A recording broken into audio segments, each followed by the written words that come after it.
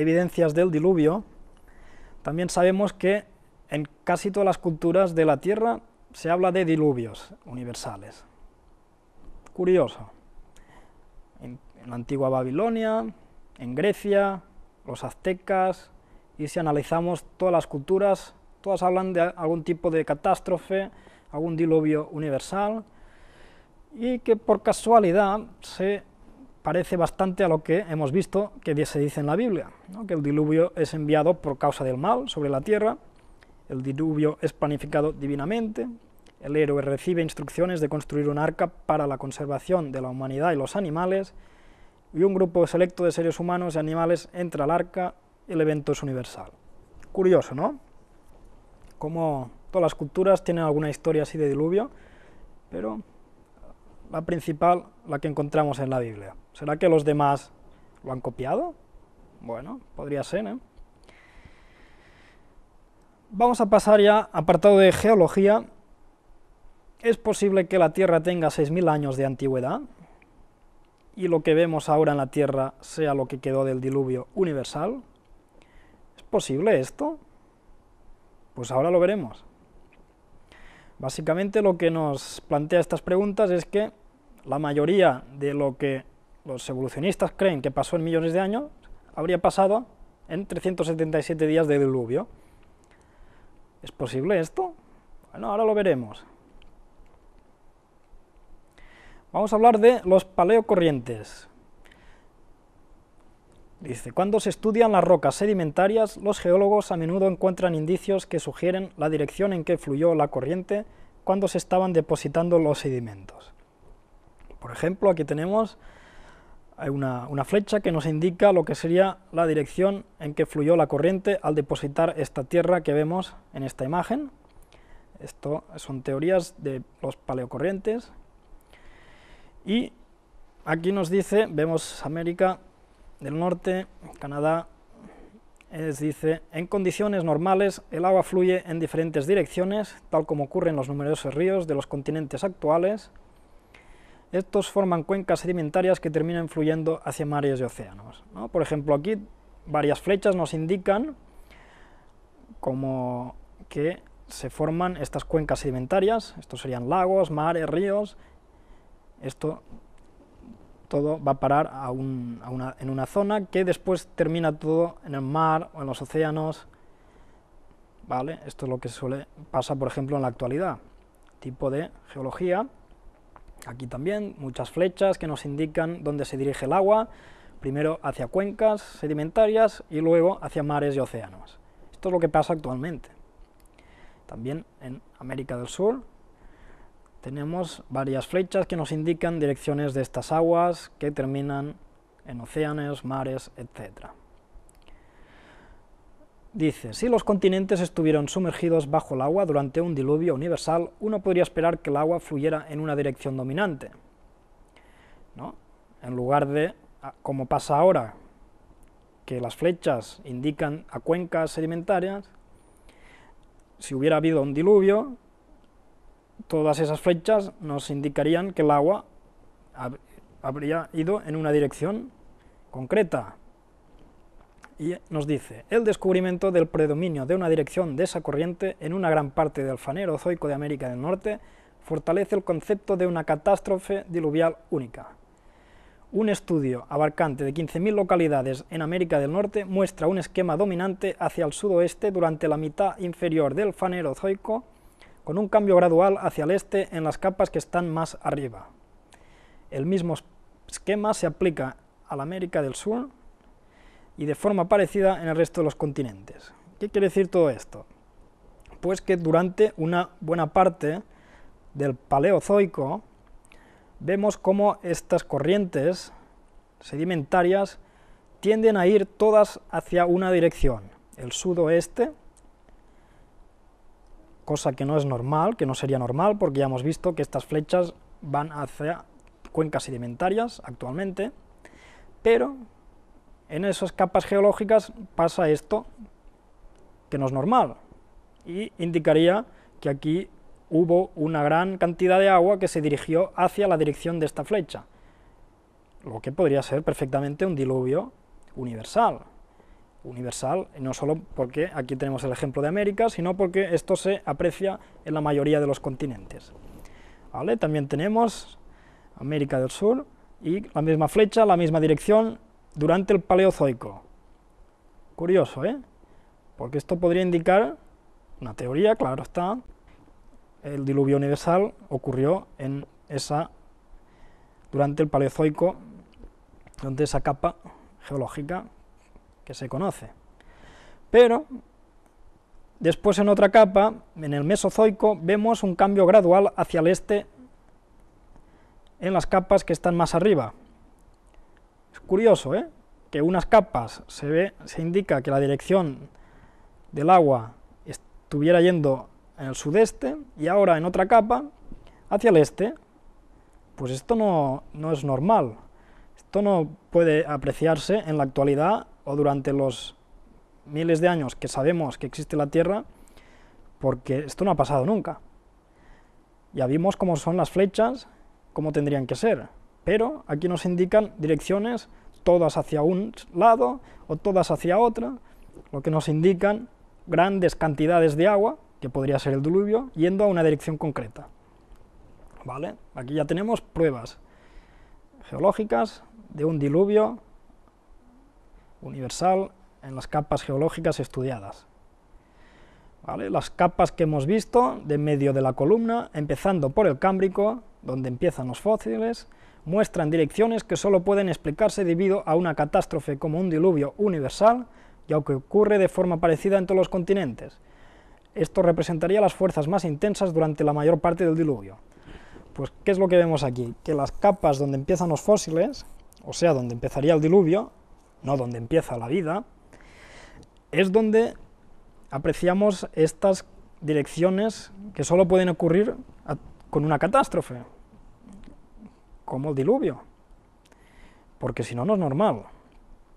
En cambio, las capas antes del diluvio y las actuales, o sea, después del diluvio, muestran direcciones parecidas a las actuales, o sea, la dirección de cuencas sedimentarias hacia océanos. Esta falta de dirección puede explicarse como el drenaje de los continentes al final del diluvio o la actividad postdiluvial como la que acontece actualmente. ¿Vale? ¿Qué es lo que vemos aquí? Que actualmente la dirección de los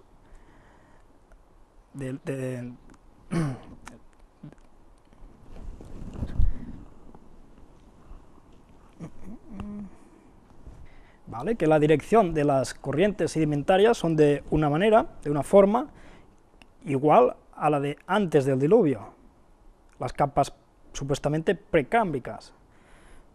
Esto nos indicaría bastante bien que antes, o sea, lo que es ahora y antes del diluvio coincide, no hay diluvio. Pero durante el diluvio todo esto cambia y las direcciones de estas corrientes son totalmente inexplicables, que es lo que hubiera pasado con el diluvio. Bueno, pues teoría muy interesante, ¿eh? Porque esto podría demostrar lo que ocurrió durante ese tiempo. Vamos a pasar a otro tema. ¿Pudo la Tierra partirse y acabar formando los continentes debido al diluvio universal? Ya vimos que el diluvio pudo haber sido muy fuerte, y no sabemos si partió la Tierra o no, pero sí que pudo partir un continente único, que es el que había creado Dios, y separarlo de otro. Y esto es una de las pocas cosas que podríamos coincidir con los evolucionistas, que es la deriva continental y la tectónica de placas, excepto en el número de años para su formación, ya que nosotros estamos hablando de 377 días aproximadamente, y su causa, que ya vimos fue el diluvio. Entonces, estos dos puntos son de las pocas cosas que podemos estar de acuerdo con los evolucionistas, excepto en el número de años y en la causa, que fue el diluvio. Incluso si vamos a Wikipedia, nos dice que desde el punto de vista evolucionista, durante el Cretácico, que sería la parte superior ya que nos indicaría final del diluvio, el nivel de los mares estaba en continuo ascenso. Solamente un 18% de la superficie de la Tierra estaba sobre el nivel de las aguas, lo cual es un 10% menos de lo que está hoy en día. O sea que ya incluso los evolucionistas plantean esta teoría de que Ya en esos tiempos, que nosotros hemos dicho que habría el diluvio, ellos también coinciden en que habría un continuo ascenso de los mares.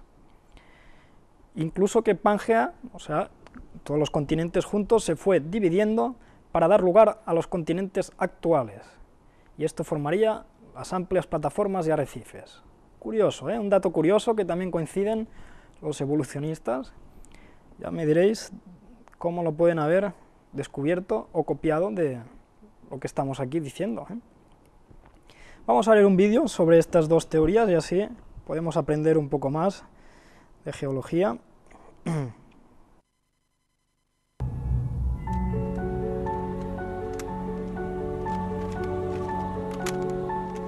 Mark McMenamin es experto en tectología de placas, el estudio del movimiento de los continentes. Hasta los años 60 era una ciencia revolucionaria. En el siglo XIX y a principios del XX, todos estaban convencidos de que los continentes permanecían quietos. La geología era algo local y los continentes se mantenían en su sitio. Pero esta noción afrontaba cada vez más problemas. Uno de los grandes misterios era la situación de ciertos fósiles. Estos trilobites que tengo a mi izquierda pertenecen al género Paradoxides.